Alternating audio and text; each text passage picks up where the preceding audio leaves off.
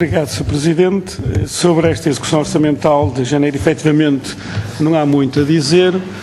Como o Sr. Secretário de Estado já reconheceu aqui, por um ponto podemos fazer passar um número infinito de retas e uma reta que fizermos passar por um ponto pode apontar na direção que quisermos. Portanto, efetivamente, não podemos utilizar estes dados para extrapolar para o conjunto do ano, mas mesmo assim eu gostaria de fazer alguns comentários relativamente àquilo que foi a execução orçamental, principalmente a reação da maioria relativamente aos dados divulgados na passada terça-feira.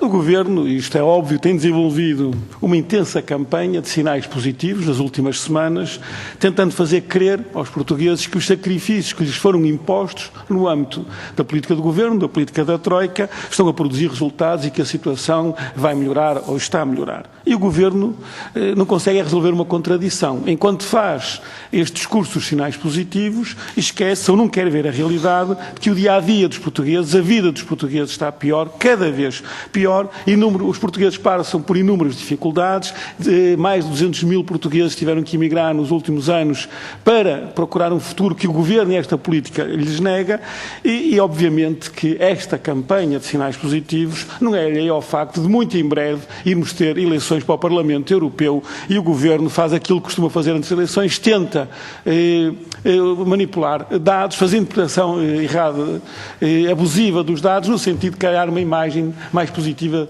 que não corresponde à realidade. E inserida nesta campanha, Sr. Secretário de Estado, presenciamos na passada terça-feira um lamentável episódio da reação da maioria e estes dados resultados da execução orçamental do primeiro mês deste ano.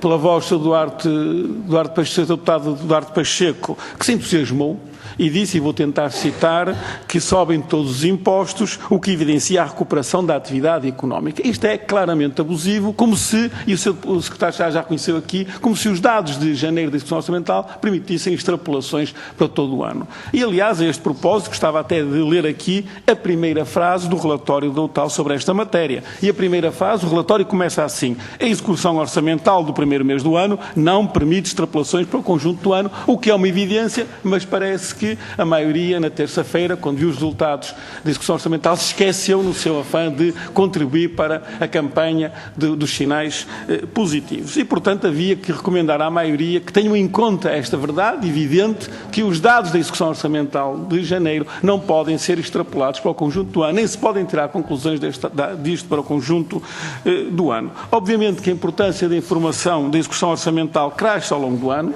permitindo perceber tendências à medida que os meses vão decorrendo, mas no primeiro mês o que os dados permitem, no máximo, e nem sempre, é uma comparação homóloga com o mês de janeiro do ano anterior, do qual não se podem fazer extrapolações anuais. E a maioria, com esta afirmação de que sobem todos os impostos, o que evidencia a recuperação da atividade económica, teve uma posição claramente abusiva de manipulação na interpretação destes dados. E refira-se, por exemplo, o caso do IRS, que subiu, de acordo com esta execução orçamental, 24,2%. Mas, obviamente, que não se pode comparar os dados de janeiro de 2013 com os dados de janeiro de 2014, pela simples razão que, em 2013, as tabelas de retenção na fonte ainda não estavam publicadas. E, portanto, aquilo que foi o enorme aumento de impostos, o saque fiscal, ainda não estava plenamente em vigor. E este ano as tabelas de retenção já estavam em vigor. E, portanto, esquecendo este facto, que aliás, Sr. Secretário de Estado, a própria síntese de execução orçamental de janeiro de 2013, na página 14, refere este facto, que as tabelas de retenção da fonte não estavam em vigor e, portanto, esquecer este facto para dizer que extrair qualquer conclusão de que o IRS aumentou 24,2% é abusivo e não permite sustentar aquela afirmação que foi feita de que esses dados, o crescimento dos impostos, em particular o IRS, evidencia a recuperação da atividade económica. E pareceu-me ouvir o Sr. Secretário de Estado, numa intervenção anterior, o Sr. Secretário de Estado a falar do IRS dizendo que os resultados tinham sido bons. E eu não sei se o Sr. Secretário de Estado se esqueceu também desta circunstância, que em janeiro de 2013 as tabelas de retenção na fonte não estavam em vigor e, portanto, não pode fazer qualquer tipo de comparação ou extrair conclusões daquilo que é a coleta de IRS em janeiro de 2014 e a coleta de IRS em 2013. Mas a maioria, neste afã de tentar tirar conclusões que não pode tirar e sustentar a tese do crescimento económico, da melhoria da situação, poderia, se quisesse falar da atividade económica, utilizar outros indicadores da atividade económica ou que podem permitir aferir a evolução da atividade económica, como, por exemplo, a receita fiscal resultante do imposto sobre produtos petrolíferos ou as contribuições e cotizações para a Segurança Social, que também são indicadores que podem refletir e permitir aferir a evolução da atividade económica. Mas a maioria, claro, na sua interpretação abusiva dos dados, esqueceu estes indicadores. Porquê? Sr. Secretário de Estado, porque o imposto sobre produtos petrolíferos em janeiro,